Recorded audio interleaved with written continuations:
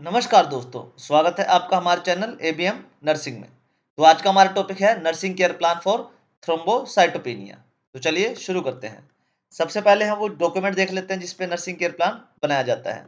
तो इस टाइप का हमारा कुछ डॉक्यूमेंट होता है जिसमें यहाँ पे क्लाइंट का नाम लिखा जाता है, केयर प्लान कौन इनिशिएट करता है ये लिखा जाता है, नर्स का नाम लिखा जाता है, मतलब डेट लिखी जाती है जब पेशेंट एडमिट हुआ है। तो ये हमारा डॉक्यूमेंट होता है, यहाँ पे असेसमेंट होती है, ठीक है, जिसमें सब्जेक्ट और ऑब्जेक्टिव डेटा लिखा जाता है। नर्सिंग डायग्नोस होता है, गोल्स लिखे जाते हैं शॉर्ट टर्म और लॉन्ग टर्म, ठीक है, इंटरवेंशन होता है, रैशनल होता है और इवैल्यूएशन होता है। हम क्या करेंगे, वन बाय वन इनको सबको अलग-अलग कॉलम में क्या करेंगे, समझते चलेंगे। पहले असेसमेंट समझेंगे, फिर डायग्नोस समझेंगे, फिर गोल समझेंगे। लास्ट में क्या करेंगे, सारे जो भी ये समझेंगे ना, सबको क्या करेंगे, एक टेबल में पुट कर देंगे, तो आपका नर्सिंग केयर प्लान बनके तैयार हो जाएगा। तो उससे पहले हम क्या लेते हैं, यहाँ पे एक हाइपोथेटिकल एक पेशेंट की क्या लिखते हैं, प्रोफाइल लिखते हैं। इसको हम आप असाइनमेंट बना लो तो आप आइडेंटिफिकेशन डेटा भी लिख सकते हैं यहाँ पे, या पेशेंट प्रोफाइल भी लिख सकते हैं, ठीक है। तो उसके बाद आप फैमिली ट्री वगैरह और फैमिली हिस्ट्री वगैरह वो भी थोड़ा बहुत ऐड कर सकते हैं अगर आपको असाइनमेंट और थोड़ा लुक्रेटिव बनाना है। अदरवाइज नर्सिंग केयर प्लान जो हम समझा रहे हैं वही होता है, और लोगों ने पता नहीं क्या क्या ऐड कर रखा है, बट नर्सिंग केयर प्लान ये टेबल ही होता है एक, ठीक है। तो यहाँ पे क्या हमने नेम लिख लिया पेशेंट का, एज लिख ली, जेंडर लिख लिया, ऑक्यूपेशन लिख लिया, एड्रेस लिख लिया, मैरिटल स्टेटस लिख लिया, मैरिड है अनमैरिड है, ठीक है, एडमिशन डेट लिख ली, कब एडमिट हुआ है पेशेंट, डायग्नोस लिख लिया कि उसको थ्रोम्बोसाइटोपेनिया हुआ, लो प्लेटलेट काउंट बोलते हैं जिसको, मेडिकल हिस्ट्री देखी उसकी, ठीक है, एलर्जी लिखी, वेट लिखी और हाइट लिख ली है पेशेंट की, ठीक है। ये हमारा क्या हो गया, पेशेंट का प्रोफाइल हो गया, या हमारा क्या हो गया, आइडेंटिफिकेशन डेटा हो गया। तो सबसे पहला हमारा कॉलम किस चीज़ का आता है, असेसमेंट का। इसमें क्या है, हमारा सब्जेक्टिव डेटा होता है जो हमें पेशेंट खुद बताता है कि वो क्या फील कर रहा है, और होता है हमारा ऑब्जेक्टिव डेटा जो नर्सें खुद ऑब्जर्व करती हैं कि पेशेंट को देख के उनको क्या लग रहा है, और छोटे मोटे जो भी टेस्ट कराए उनको उससे उसका क्या रिपोर्ट मिलती है उनको, ठीक है, जो नर्स देख के डायग्नोस करती है, ठीक है, ऑब्जर्व करती है। तो सबसे पहले पेशेंट क्या बता रहा है हमें कि वो काफ़ी मतलब टायर्ड हो जाता है, छोटी-सी काम करने पे बहुत जल्दी क्या हो जाता है, उसको थकावट हो जाती है। उसके गम्स में क्या होता है, ब्लीडिंग होती है जब भी ब्रश करता है, मतलब दाँतों में, मसूड़ों में क्या उसके क्या होता है, खून आना शुरू हो जाता है थोड़ा बहुत ब्रश करने पे भी। और क्या कहता है, स्मॉल रेड स्पॉट्स हो रहे हैं उसकी सारी स्किन के ऊपर, ठीक है, जो छोटे-छोटे थक्के से नहीं जम जाते, छोटे-छोटे से बिंदु-बिंदु से हो जाता है शरीर पे खून के, वो जम गए शरीर पे उसके। अब क्या है, ऑब्जेक्टिव डेटा जो हमारे नर्स ने पता लगाया ऑब्जर्व करके, प्लेटलेट क्या काउंट क्या है पेशेंट का, 45 आ गया है, 45,000 आ गया है, जो काफ़ी लो हो गया है, ठीक है, 1.5 लाख से ऊपर होना चाहिए, बट इनका क्या है, काफ़ी कम आ गया है। पल्स रेट क्या है उनकी, 96 है, और मल्टीपल पेटेचिया है आर्म्स में और लेग्स में, जो ये डार्क स्पॉट्स होते हैं ना, छोटे-छोटे से, इनको पेटेचिया बोलते हैं, ठीक है। माइल्ड गम ब्लीडिंग है, ऑब्जर्व करी गई है, मतलब उसके गम्स में ना जो मसूड़े हैं उनमें क्या ब्लीडिंग हो रही है थोड़ी बहुत ही, और क्या उसको 3 हफ्ते पहले क्या वायरल इन्फेक्शन भी हुआ था पेशेंट को। तो इस टाइप का क्या है, ऑब्जेक्टिव डेटा हमारे नर्स ने लिखा है। तो जो सब्जेक्टिव और ऑब्जेक्टिव डेटा को मिला के बनता है हमारा, वो क्या बनता है हमारा, नर्सिंग डायग्नोस। तो नर्सिंग डायग्नोस में हमने क्या बनाया कि जो ब्लीडिंग का रिस्क है वो बढ़ रहा है क्योंकि उसका प्लेटलेट काउंट काफ़ी कम है। अगर प्लेटलेट काउंट कम हो जाता है तो कहीं से भी खून आना शुरू हो जाता है। अगर आप ब्रश वगैरह करोगे तो उसमें भी खून आना शुरू हो जाएगा आपके। एक्टिविटी इंटॉलरेंस हो रही है क्योंकि उसमें वीकनेस आ रही है पेशेंट में, और काफ़ी थकावट रहती है उसको, इसलिए वो एक्टिविटी वगैरह नहीं कर पा रहा है ज़्यादा। एंग्जायटी हो रही है उसको क्योंकि उसके डायग्नोस को लेके और रिस्क ऑफ कॉम्प्लिकेशन को लेके पेशेंट को क्या है, घबराहट हो रही है, वो डर रहा है कि क्या हो गया मेरे को।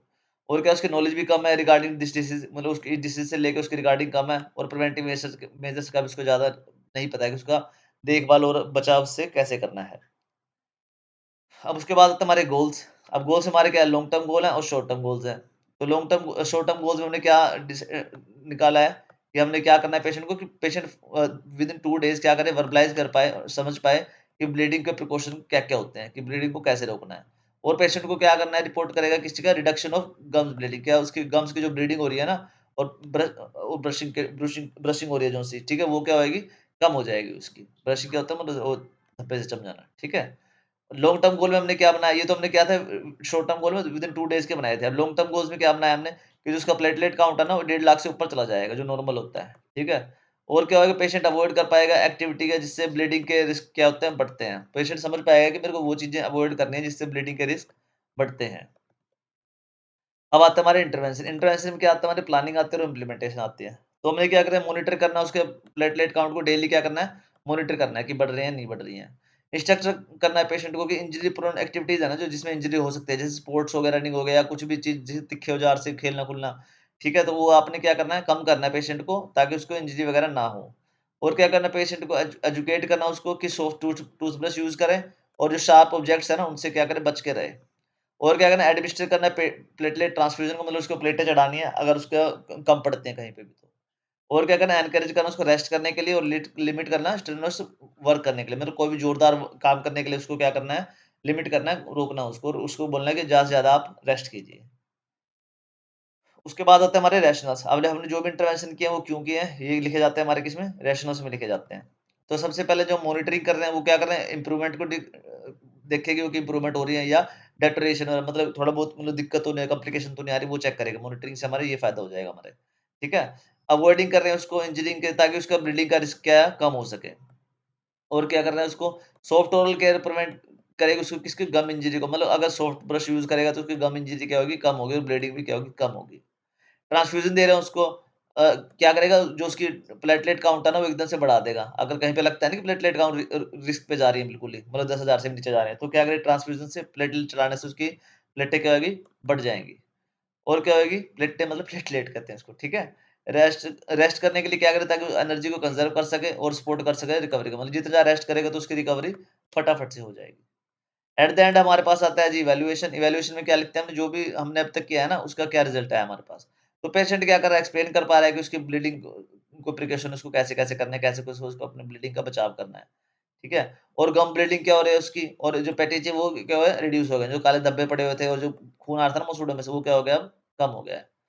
और क्या हो गया, प्लेटलेट काउंट था जो उसका इंक्रीज हो गया, कितना हो गया, 1,60,000 हो गया, जो कि अब नॉर्मल की रेंज में आ गया है। पेशेंट क्या कर रहा है, अवॉइड कर पा रहा है इंजरी प्रोन एक्टिविटीज को, समझ गया है कि जो इंजरी प्रोन एक्टिविटीज है वो मेरे को नहीं करनी है। तो एट द एंड हमने यहाँ पे क्या है जी, अपना नर्सिंग केयर प्लान हमारा बन के तैयार हो गया। जो भी हमने आपको समझाया हुआ है यहाँ पे हमने टेबल में इनमें क्या है पुट कर दिया है सारा। तो आपका ये क्या है, आपका पूरा नर्सिंग केयर प्लान बन के तैयार हो गया। आप एज इट इज इसको अपने असाइनमेंट में लगा सकते हैं, ठीक है। तो ओके बच्चों, thanks for watching. Please like share and subscribe ABM nursing. अगर आपको इसकी पीपीटी या पीडीएफ चाहिए हो तो प्लीज यार मैं आपको नंबर दे दूँ, आप व्हाट्सएप पे मेरे से ले सकते हैं वो। और किसी और टॉपिक पे आपको एनसीपी चाहिए हो तो वो भी आप मेरे को कमेंट करके बोल सकते हैं।